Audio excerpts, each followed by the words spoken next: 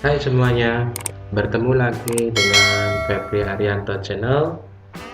Kali ini pembahasan kita yaitu tentang letter writing, personal letter part 1. Tentang menulis surat, khususnya surat pribadi bagian yang pertama.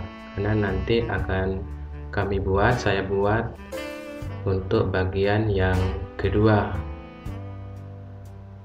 Tapi sebelum kita menginjak kepada yang lebih jauh tentang kupasan personal letter, akan saya tampilkan sebuah teks seperti ini.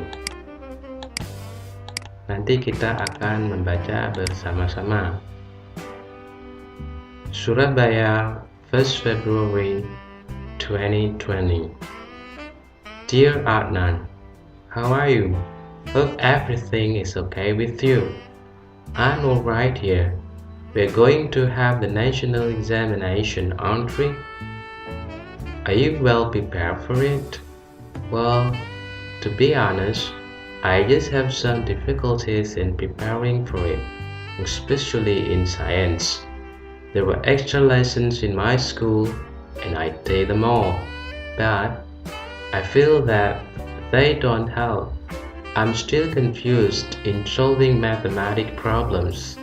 I'm just worried that I fail the national examinations.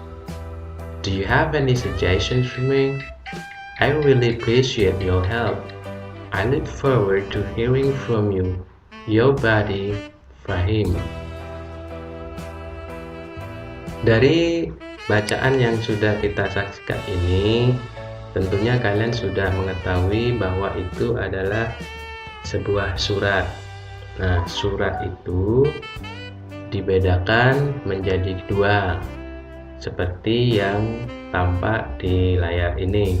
There are two types of letters, formal and informal.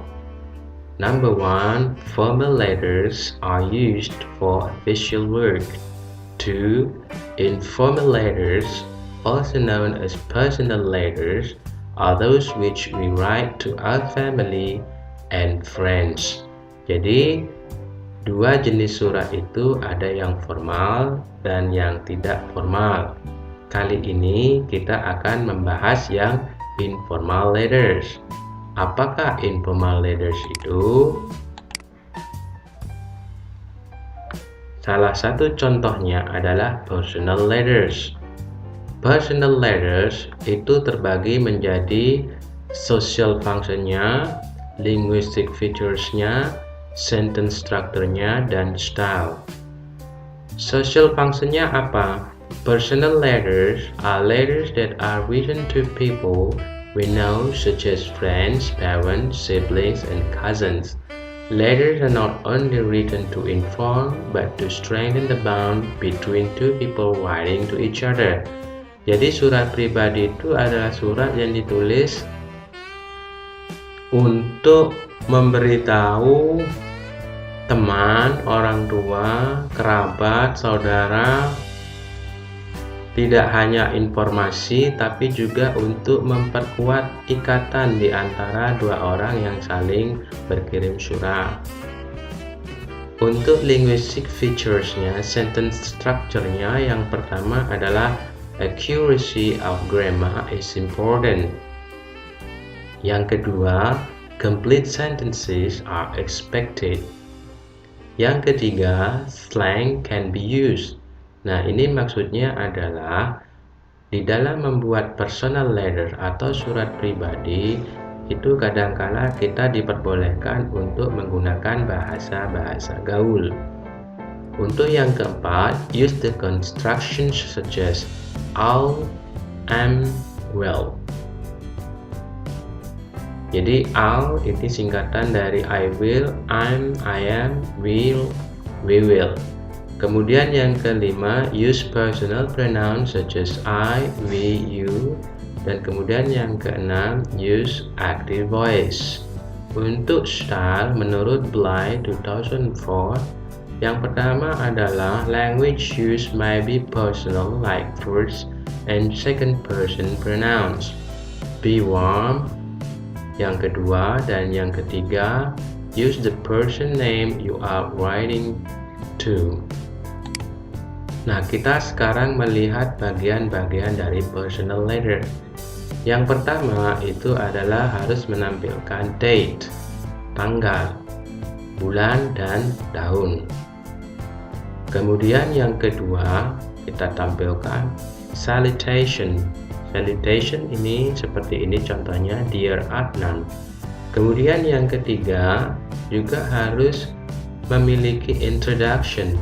Seperti how are you, menanyakan kabar, hope everything is okay with you, I'm alright here, ini memberikan kabar juga. Kemudian diikuti oleh setelah introduction itu adalah the contents of the letter, isi dari surat. Jadi isi dari surat itu bisa 2 paragraf atau lebih tergantung dari keinginan si pengirim surat.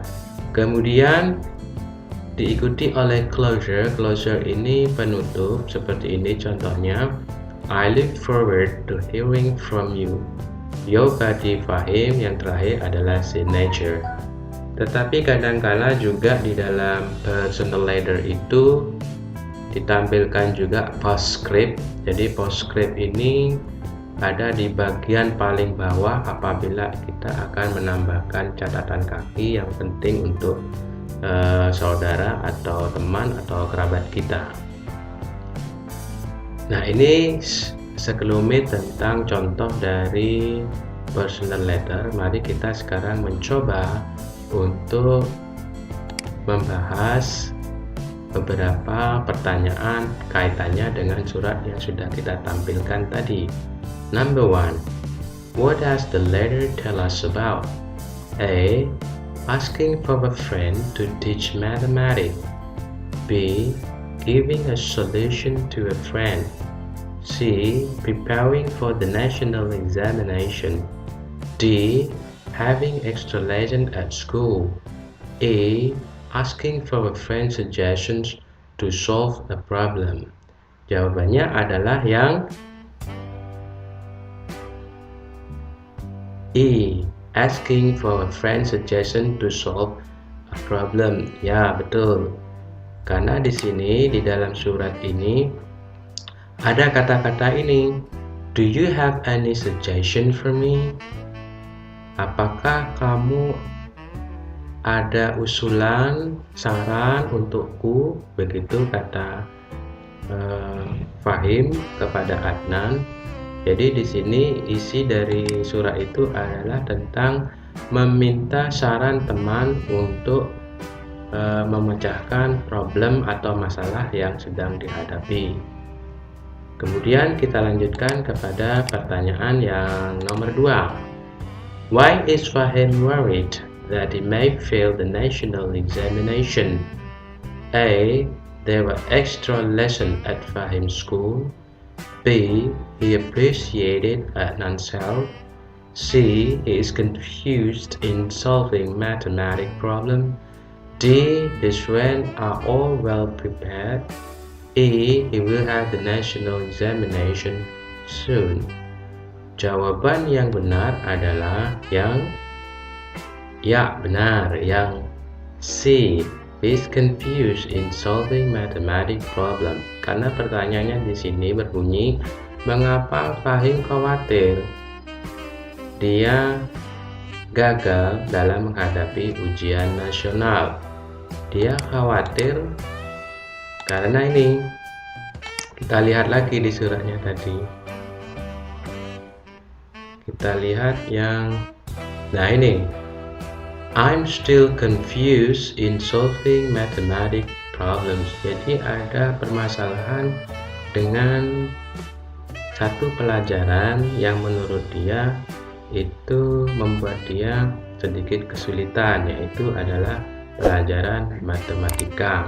Kemudian diikuti kalimat berikutnya, I'm just worried that I failed the national examination. Saya khawatir kalau saya akan gagal nanti pada ujian nasional. Nah, seperti itu. Kemudian untuk soal yang terakhir, soal yang nomor 3, I'm still confused in solving mathematics problems. The word confused means A. Unable to think clearly, B. Unable to perform well, C. Unable to behave politely, D. Unable to speak fluently, E. Unable to read quickly. Mana jawaban yang paling tepat? Yang paling tepat adalah ya, benar. Untuk yang E ini jawabannya tidak mampu untuk membaca dengan cepat, bukan itu. Untuk yang D, tidak mampu berbicara dengan lancar, bukan itu permasalahannya. Yang C, tidak mampu untuk bersikap sopan, juga bukan. B, tidak mampu untuk menampilkan yang terbaik. Kemudian yang A, tidak mampu untuk berpikir dengan jernih. Jadi jawaban yang paling tepat itu adalah yang A, unable to think clearly.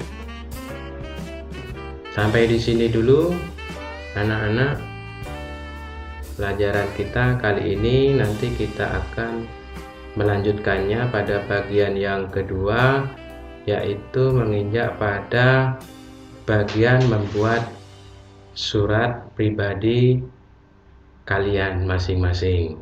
Jadi nanti kita akan melanjutkan ke pertemuan yang selanjutnya. Terima kasih atas perhatiannya. Mohon maaf apabila ada kesalahan di dalam penayangan video saya. Assalamualaikum warahmatullahi wabarakatuh.